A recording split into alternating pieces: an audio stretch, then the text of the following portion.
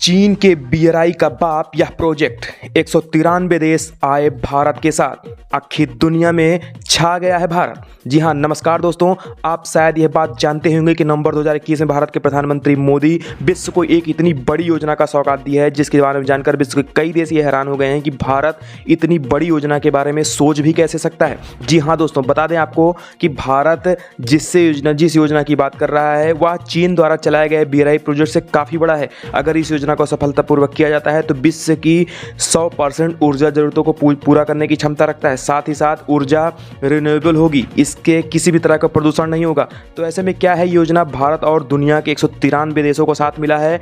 भारत एक world leader के तौर पर उभर रहा है। चलिए देखते हैं इसके बारे में। दरअसल दोस्तों, हम आप बात कर रहे हैं कि भारत द्वारा लोन्स में लिए गए one sun one world great project के बारे में, जिसे खुद प्रधानमंत्री मोदी ने लॉन्च किया था। इससे भारत को विश्व के कुछ शक्तिशाली देशों और संगठनों का समर्थन भी मिला है, जिसमें आप इसका महत्व साफ तौर पर दर्शाता है। सबसे पहले आपको बता दें आखिर ये प्रोजेक्ट है क्या। दोस्तों, इस प्रोजेक्ट के पीछे मुख्य आधार यह है कि दुनिया के हर कोने में कहीं ना कहीं सूर्य हमेशा रहता है। यानी कि यह नहीं है कि विश्व में सूर्य एक साथ अस्त होता है, कहीं ना कहीं एक साथ उदय होता है तो कहीं सूर्य अस्त होता है। उदाहरण के लिए अगर भारत में सूर्यास्त है तो विश्व के किसी न किसी कोने में सूर्य का उदय जरूर हुआ होगा। जहाँ पर सूरज की किरणें लगातार ऊर्जा बिखेर रही हैं, वहीं पर क्यों ना हम ऐसे कोई सिस्टम या ग्रिड स्थापित करें जो विश्व भर में हो, सूर्य ऊर्जा को इकट्ठा करें, दुनिया भर के देशों को सप्लाई करें। यानी कि अब आप समझ सकते हैं कि इस प्रोजेक्ट के तहत भारत क्या कहना चाहता है। विश्व में सूर्य ऊर्जा का इतना बड़ा स्रोत, जिसकी तुलना हम परमाणु ऊर्जा से नहीं कर सकते। ऐसे में क्या इसका इस्तेमाल करने की एक भारी भरकम ग्रिड का निर्माण कर लें, जिसके तहत काफ़ी चीज़ें ज़्यादा तेज़ी से आगे बढ़ रही हैं। शायद 2021 के नवंबर प्रोजेक्ट में भारत द्वारा लोन्स के इस प्रोजेक्ट में international solar alliance, United kingdom, brands और वर्ल्ड बैंक भी सक्रियता से काम कर रहे हैं। इसके अलावा भारत तो इसका मेंबर है ही, इसके लिए भारत भूमिका से इनकार नहीं किया जा सकता।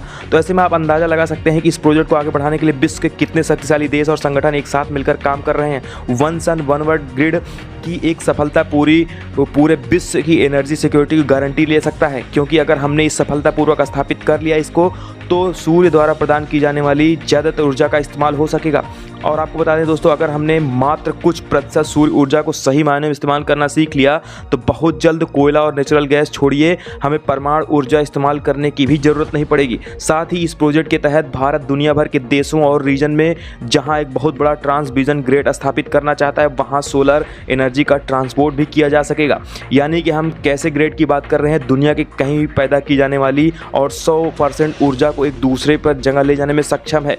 ये काम है नहीं दो देशों के बीच, नहीं बल्कि महाद्वीपों के बीच किया जाएगा, जिनमें $1 ट्रिलियन का खर्च आ सकता है। वहीं इन सब को बनाने के लिए इतनी शक्तिशाली ट्रांसमिशन लाइन बनानी होगी जो समुद्रों, पहाड़ों और कई अलग तरह के इलाकों से भी होकर गुजर सकती है। यानी ये ट्रांसमिशन लाइन्स इतनी ज़्यादा मजबूत होनी चाहिए कि छोटी मोटी प्राकृतिक आपदा हो, इससे नुकसान से बचा जा सके। अगर ऐसा होता है 24 घंटे के अंदर रिपेयर करके इसे वापस शुरू भी किया जा सके।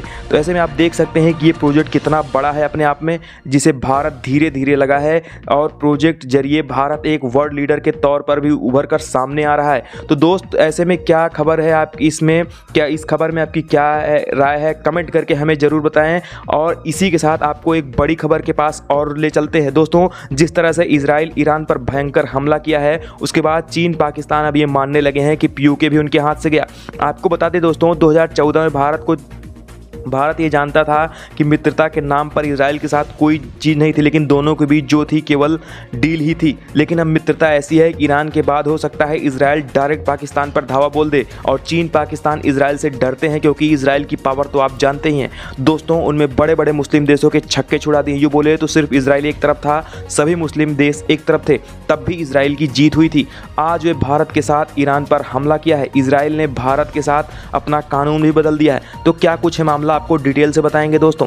आपको बता दें दोस्तों, समय समय पर राजनीतिक रिश्ते ना होते हुए भी इजराइल ने भारत को काफ़ी मदद की है। 2014 के दौरान प्रधानमंत्री नरेंद्र मोदी इजराइल की यात्रा पर गए थे, तब से इजराइल के साथ भारत ने अपनी दोस्ती का इजहार किया। अब भारत और इजराइल खोलकर अपनी दोस्ती को जगजाहिर भी कर रहे हैं।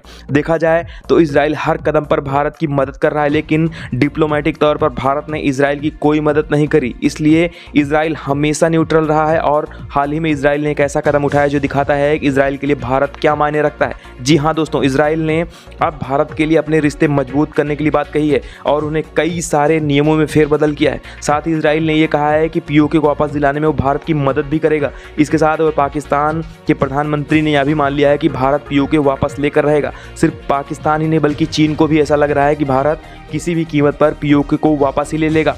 वैसे अगर देखा जाए तो चीन नक्शे में बहुत थोड़ा दिखाई देगा, क्योंकि बाकी तुर्किस्तान कब्जे में किया है और उस मकाऊ हांगकांग के कुछ क्षेत्र हैं जो चीन के कब्जे में है। यहाँ तक कि भारत के भी कुछ हिस्से उसके कब्जे में है। अब चीन के हिस्से में पाकिस्तान भी चला जाएगा। इसमें बड़ा प्रोजेक्ट शुरू कर दिया है। यह सोचकर आज नहीं तो कल पूरा एरिया आगे जाकर कब्जा कर लेगा चीन। तो ऐसे में इस हरकत को चीन अरुणाचल प्रदेश के आसपास एरिया में भी कर रहा है। लेकिन अब दिन बदल गए हैं, क्योंकि भारत अब यहाँ पीओके की तैयारी लेने में लगा है।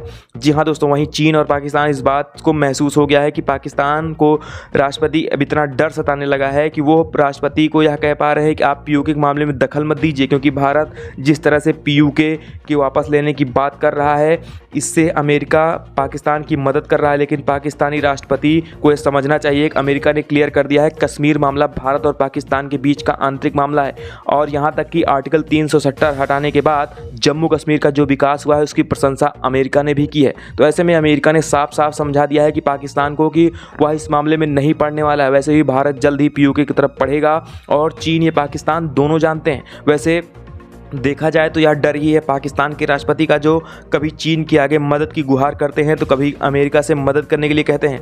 तो दोस्तों ऐसे में खबर में आपकी क्या राय है, आपको क्या लगता है क्या भारत जल्द ही पीओके को ले लेगा? तो ऐसे में कमेंट बॉक्स में हमें ज़रूर बताइएगा। तब तक के लिए जय हिंद।